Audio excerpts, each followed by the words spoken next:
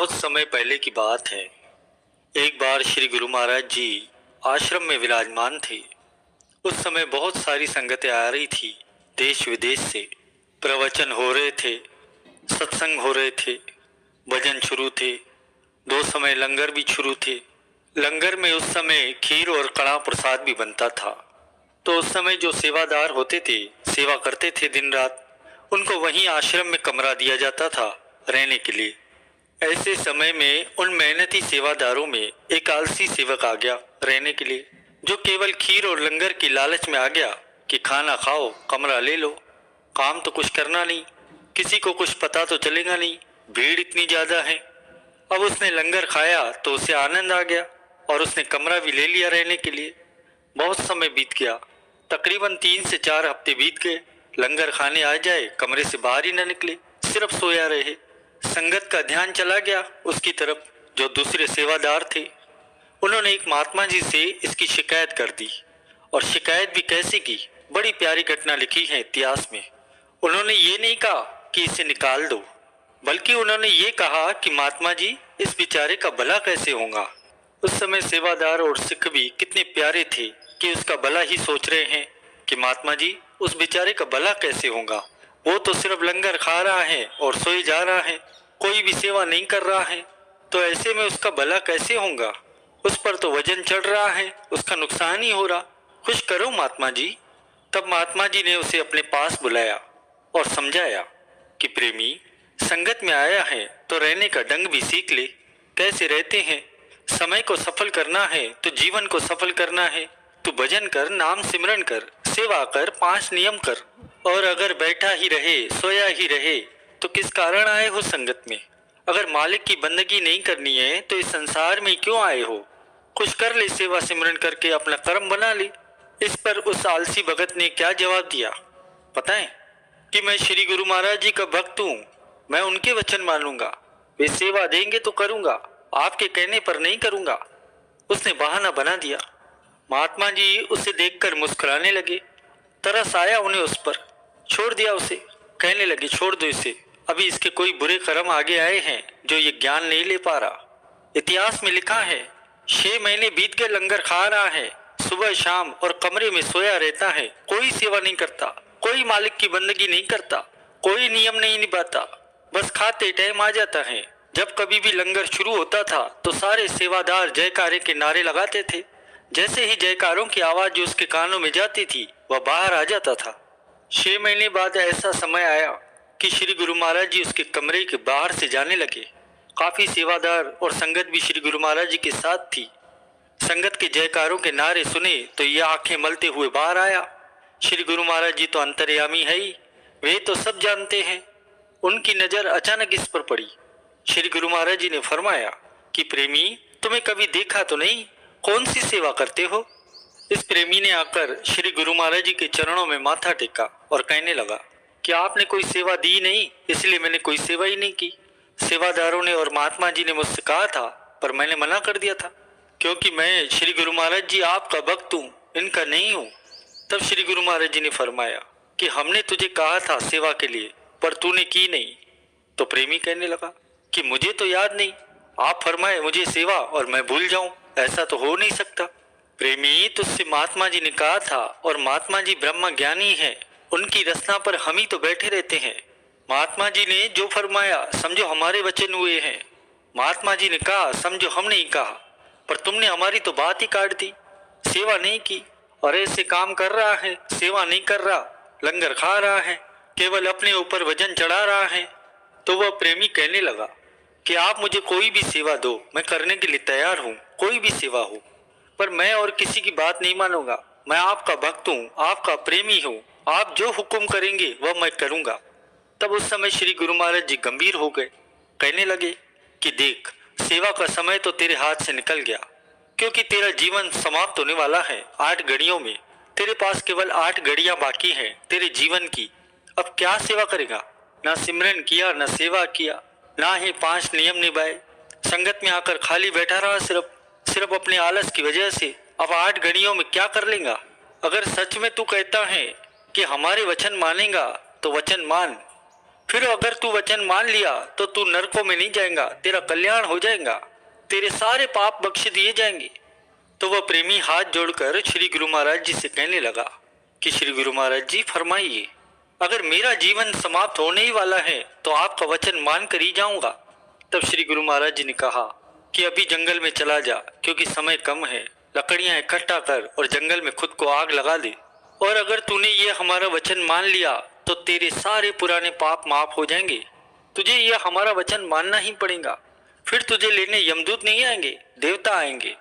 अभी ये प्रेमी हैरान हो गया, सोचने लगा कि मरने के लिए कह रहे हैं। उस प्रेमी को तो श्रद्धा थी नहीं, भरोसा तो था ही नहीं अपने गुरु पर, सिर्फ नाम का प्रेमी था।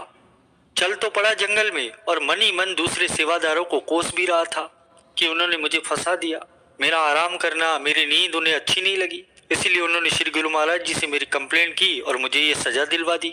फिर भी वह थोड़ा डरा हुआ था। उसने लकड़ियां इकट्ठी की और उसमें आग भी लगाई। उसके आसपास घूम रहा है पर उसकी हिम्मत नहीं हो रही। अब आग में छलांग लगाने की हिम्मत किसकी होगी? जिसको गुरु पर विश्वास हो, गुरु पर पूरी श्रद्धा हो। अब वह आग के आसपास चक्कर लगाने लगा। इस वक्त वहां पर एक डाकू आ गया। उस डाकू का इतिहास में नाम आया है, डाकू मेहरू। चोरी करके भागा था राजा के महल से। उस डाकू के हाथ में कटरियां थी अशर्फियों की, सोने चांदियों की अशर्फियां थे उसके हाथों में। उसने देखा कि आग जल रही है और एक आदमी उसके आसपास खड़ा है। हैरानी हुई तो जिज्ञासा के रूप में वो रुक गया। तो उस डाकू ने उससे पूछा कि ये क्या कर रहे हो, आग क्यों लगाए हुए हो? तो वह प्रेमी कहने लगा कि मुझे इसमें छलांग लगाकर मरना है। तो वह डाकू मेहरू पूछने लगा कि क्यों मरना चाहते हो भाई? तो उस प्रेमी ने सारी घटना सुनाई कि अन्य सेवादारों से मेरा आराम देखा नहीं गया और श्री गुरु महाराज जी ने मुझे ये वचन फरमा दिए और उन्होंने माया कि आखिरी वचन है, तुझे मानना ही है कि अगर तूने आग लगाकर खुद उसमें मर गया तो तेरे सारे पाप माफ हो जाएंगे, तुझे यमदूत नहीं देवता लेने आएंगे। अब डाकू मेहरू हैरान हो गया ये सुनकर, पूछने लगा कि किसने वचन किए हैं ये? तो वो प्रेमी कहने लगा श्री गुरु महाराज जी ने, जो खुद श्री गुरु नानक देव महाराज जी के रूप हैं। तो डाकू मेहरू कहने लगा कि मेरी श्री गुरु महाराज जी में बड़ी श्रद्धा है, मैं विश्वास रखता हूं उन पर। अगर तेरी हिम्मत नहीं हो रही तो ये वचन मुझे दे दे। आसमान की तरफ मुख करके हाथ उठाकर कह दे कि ये जो वचन श्री गुरु महाराज जी ने मुझे दिए हैं, मैं ये वचन मेहरू को दे रहा हूँ और सारी अशर्फियां ले ले, तेरी पुश्तें बैठ कर खाएंगी और ये वचन मुझे दे दे। मैंने जिंदगी में बहुत ही पाप किए हैं, मेरी मुक्ति हो जाए बस, मैं अपने पापों से बहुत ही डरता हूँ। किस्मत जागी उसकी मेहरू की। डाकू मेहरू ने सारी अशर्फियां उस प्रेमी को दे दी। उस प्रेमी ने अरदास करके अशर्फियां तो ले ली और डाकू मेहरू ने एक सेकंड नहीं लगाया। जैसे ही उस प्रेमी ने अरदास की, इसने तुरंत ही छलांग लगा दी आग में। मेहरू डाकू निहाल हो गया, आग में बैठा है पर आग उसे जला नहीं पा रही। उसकी रक्षा श्री गुरु महाराज जी के वचन कर रहे हैं और वह आग में बैठे बैठे क्या देख रहा है कि पीछे से सेना आई और इसे पकड़ा, क्योंकि इसके हाथ में अशर्फियां थी कि तूने चोरी की है। और कहने लगे कि महाराज का हुक्म है कि जहां पर भी ये चोर मिले वहीं पर उस चोर का सर धड़ से अलग कर देना। और इसका सर धड़ से अलग कर दिया। श्री गुरु महाराज जी ने क्या कहा था, तेरा तो जीवन समाप्त होने वाला है, पर हुक्म मान ले तो तेरे सारे पाप माफ हो जाएंगे। यह सब डाकू मेहरू आग में बैठा बैठा सब देख रहा था। जैसे ही सेना वहां से गई, ये आग से बाहर निकला और सीधे श्री गुरु महाराज जी के आश्रम पहुंचा। सारी घटना आकर सुनाई। श्री गुरु महाराज जी ने उसके सिर पर हाथ रखा और कहा कि तेरे सारे पिछले गुनाह माफ हो गए हैं, पर जितनी भी तूने चोरियां की है, माल इकट्ठा किया है, सब जाकर पहले बांट के आ। श्री गुरु महाराज जी ने संगत को फरमाया कि देखो, वो प्रेमी संगत के बीच में रहा फिर भी खाली का खाली रहा, क्योंकि वो आलसी था, मालिक की बंदगी नहीं करता था। इसीलिए आलस कितना बड़ा बोझ है। इंसान खुद गुरु के सामने भी बैठ के खाली का खाली रह जाता है। इसलिए आलस का त्याग कर दो गुरुमुखों। गुरु के वचनों में कितनी शक्ति होती है, इसे पहचानो। एक बार ऐसे ही हमारे श्री गुरु महाराज जी लखनऊ में पधारे तो एक भक्तानी ने अपने पति से कहा कि इतने बड़े संत लखनऊ में पधार रहे हैं, आपको वहां जाकर उनके दर्शन करने चाहिए। लेकिन उस व्यक्ति ने जाने से साफ इनकार कर दिया। कहने लगा कि पहले ही मैं इतना परेशान हूँ, मेरा सेठ तो तनख्वाह बढ़ाता नहीं है, इतनी मुश्किल से घर का खर्चा चलता है, वहां जाकर भी क्या मिल जाएगा। तब उसकी पत्नी ने उससे कहा कि आप सदगुरु के दर्शन करके आओ, श्री गुरु महाराज जी सब ठीक कर देंगे। अब वह अपनी पत्नी की बात मानकर चला गया। वहां जाकर उसने श्री गुरु महाराज जी के चरणों में शीश झुकाया तो श्री गुरु महाराज जी ने उससे उसकी परेशानी का कारण पूछा। तब उस व्यक्ति ने कहा कि मेरी तनख्वाह बहुत ही कम है, जो मेरा सेठ है वो तनख्वाह बढ़ाता नहीं है। तब श्री गुरु महाराज जी ने उससे कहा कि जाकर अपने सेठ को कहो कि मैं नौकरी छोड़ रहा हूँ। ऐसा सुनकर वह वापस अपने घर चला आया, अपनी पत्नी को सारी बातें बताई और कहने लगा कि अगर मैंने सेठ को ये कह दिया कि मैं नौकरी छोड़ रहा हूँ तो मेरी तो नौकरी चली जाएगी, जो आ रहा है वो भी नहीं आएगा, घर का खर्चा कैसे चलेगा। तब उसकी पत्नी ने अपने पति से कहा कि आप श्री गुरु महाराज जी की बात माने तो सही, क्या पता सब सही हो जाए।